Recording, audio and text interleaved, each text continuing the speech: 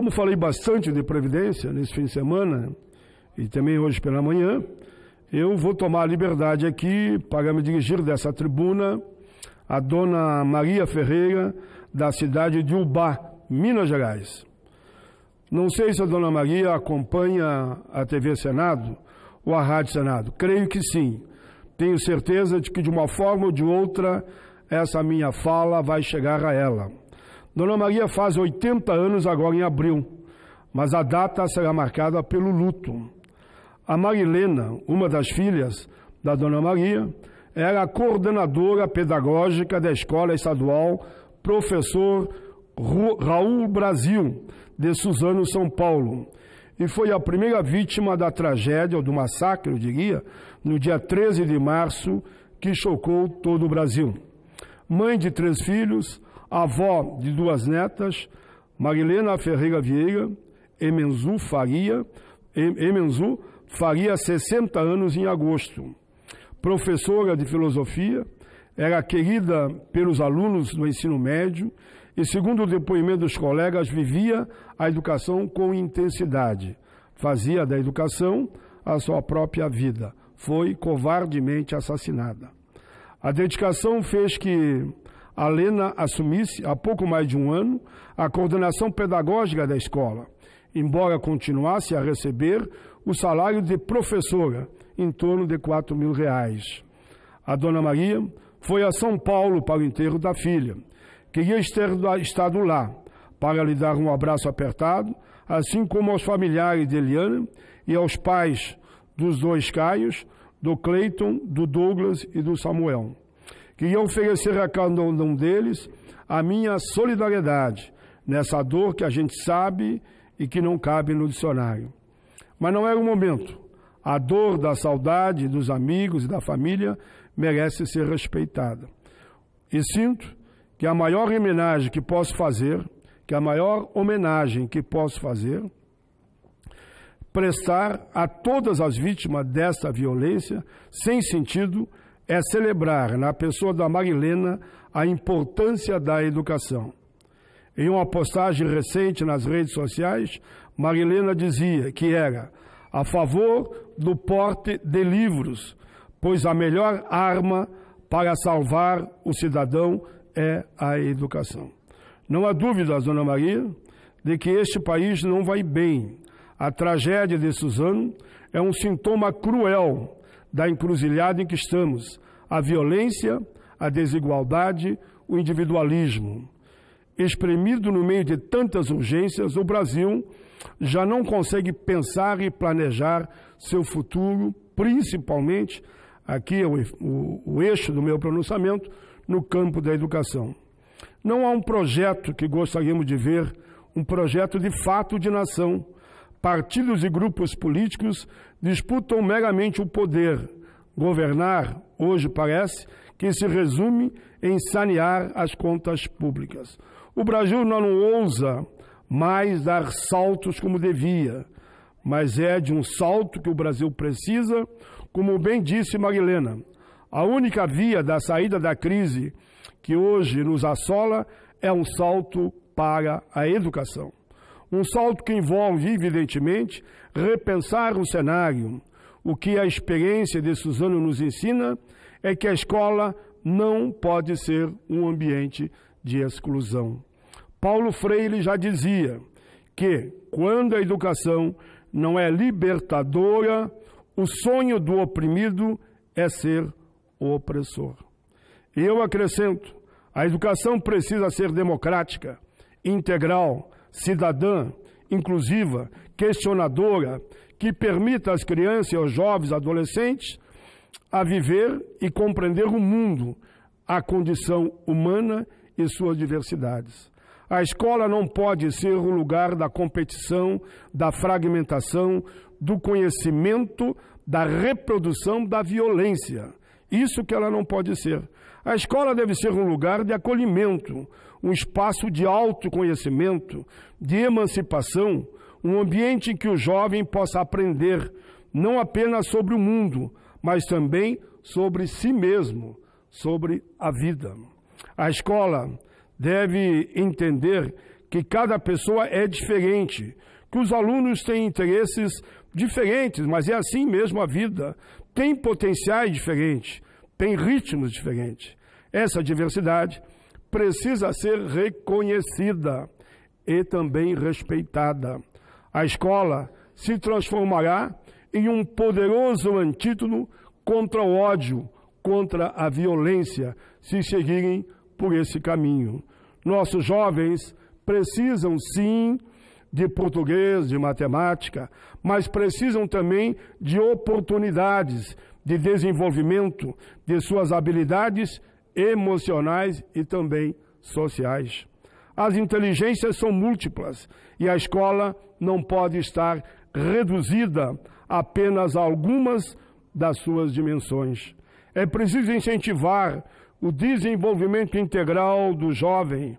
É preciso incentivar que eles estudem, estudem e estudem. Não precisamos, Dona Maria, tenho certeza, reinventar a roda. Basta que sigamos o caminho que já foi trilhado com sucesso pelos países que já estiveram em situação semelhante à nossa. Tomemos, entre outros, o exemplo do sistema escolar britânico. Por exemplo, o exemplo do sistema escolar britânico, que entendeu que o ensino das artes, da música, da pintura, de dança, de artes visuais, não era perfumaria, nem somente utilidade prática, mas pensavam os tecnocratas mais um competente curricular fundamental para lidar com a agressividade, contra o ódio, com as frustrações e com as fragilidades inerentes ao processo de amadurecimento da nossa juventude. Aprendamos também com o modelo do sistema escolar americano, sua flexibilidade, sua valorização das atividades práticas e o incentivo às práticas esportivas como ingredientes indispensáveis à autossuperação. Sim, a prática esportiva.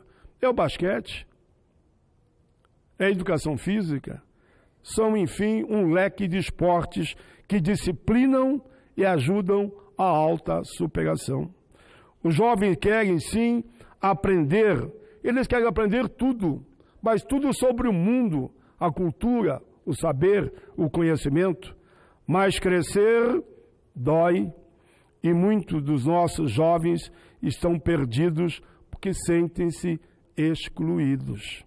Precisam de perspectivas que muitas vezes a escola, da forma que está nessa disputa em que muitas vezes fica entre escola que pode discutir política e que não pode discutir política, isso não leva a lugar nenhum. Precisam de práticas que possam canalizar sua criatividade, sua ansiedade, seu acesso à sua força da própria energia. Precisam de cuidado, de carinho e de atenção. É a escola que deve fornecê-los. Dona Maria, você sabe muito bem, meus cumprimentos, em benefício a toda a coletividade. Mas não pensemos apenas nos jovens.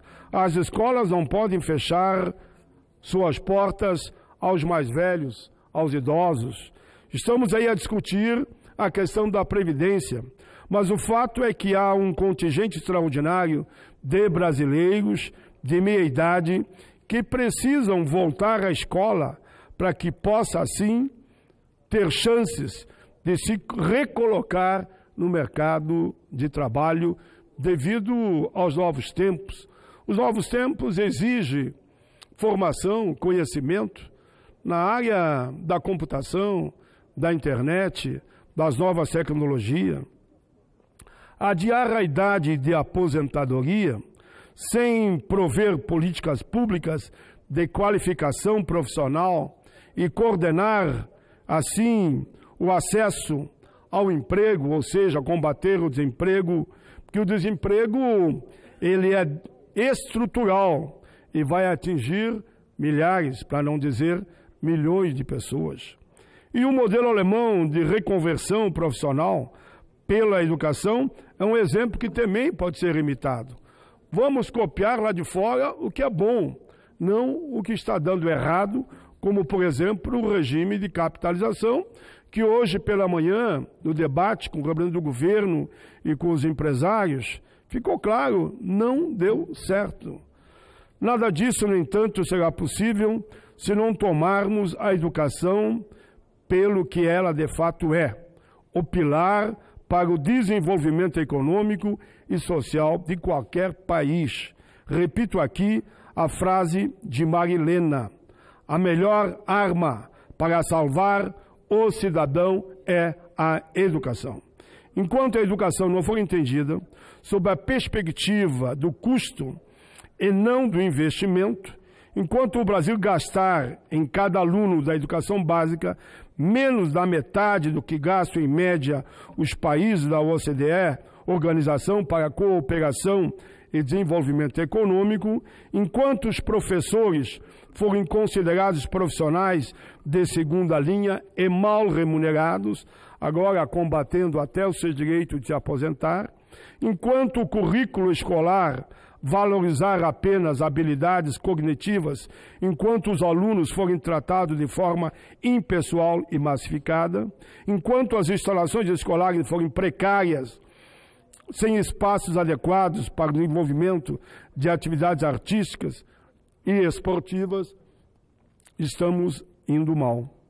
Enfim, enquanto o Brasil continuar a apenas fazer de conta que a educação é uma prioridade, estaremos condenados ao subdesenvolvimento e à periferia do conhecimento. Mas a educação de qualidade custa caro e os cofres públicos não têm dinheiro para isso. Dirão logo os pessimistas. Claro que eu discordo dessa afirmação. Sim, a educação de qualidade pode custar. Que o digam os pais de família, que para poder manter o filho numa escola particular, tem que renunciar quase que a própria vida e o conforto que teria o direito. Que o digam todos os estudantes do turno noturno, que mesmo esgotados, fica aqui minha homenagem àqueles que estudam à noite, depois de um dia intenso de trabalho, mesmo esgotados depois de um dia de trabalho, não medem esforços para se formarem. E são milhares e milhares, repito, milhões que chegaram lá. Que o digam todos os brasileiros que pela educação não poupam sacrifícios, pais, filhos, avós, netos, bisnetos. O exemplo que eles nos dão é claro. Para aquilo que verdadeiramente importa, sempre encontramos recursos e os encontraremos quando a educação for de fato uma prioridade pelo Estado, enfim, pela União. Repito, educação não é gasto, é sempre investimento. É essa a missão de orientar o processo de transformação do sistema educacional. Há de encontrar fonte de financiamento e aquilo que esperamos dos governos do nosso querido Brasil. Termino, senhor presidente, peço atenção para essa notícia. A maior parte no orçamento federal, o maior corte no orçamento federal atingiu a educação. Abre aspas. Dona do maior orçamento dentre todos os ministérios, a educação também foi a maior vítima da tesourada de recursos para esse ano. Conforme decreto publicado na sexta-feira, dia 29 de março, em edição extra do Diário Oficial da União, foi que contingenciou 29,582 bilhões do orçamento de 2019. As despesas necessárias para o cumprimento do piso constitucional para a área, no entanto, foram preservadas. Os recursos foram reduzidos em 5,839 bilhões para esse ano. No total, em despesas chamadas discricionárias, previsto originalmente para a área da Lei de Orçamento Anual, LOA 2019 era de 23,699 bilhões e passou agora para 17,793 bilhões Fechar aspas. Penso, senhor presidente, que não é cortando investimento na educação, que cortasse em outras áreas, que vamos melhorar as condições do país. Imaginem todos, senhores e senhoras, como ficará a educação superior, a educação profissional e tecnológica, eu acho fundamental, a educação básica e a educação continuada, a alfabetização, diversidade e inclusão. Por fim, quero dizer a dona Maria, esse país não foi capaz de assegurar nem aos seus filhos, nem aos seus netos, uma educação pública de qualidade.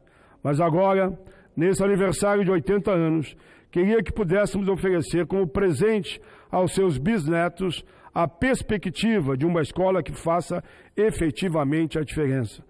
Porque é o que todos nós devemos e queremos, não apenas as profissionais como Marilene, mas todos os brasileiros. Senhor presidente, para finalizar, lembro que a Rádio Senado está preparando uma série de reportagens que será vinculada na semana de 22 de abril no programa Conexão Senado e ficará disponível no site da rádio sobre a alfabetização de adultos.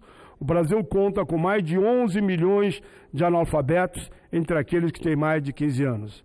Alguns projetos tentam atacar essa condição problemática para o país. O Ministério Público do DF, por exemplo, tem uma iniciativa de alfabetização que merece ser seguido. É um exemplo que vai garantir que empregados durante o horário de trabalho possam estudar. Senhor presidente, era isso. Vossa Excelência,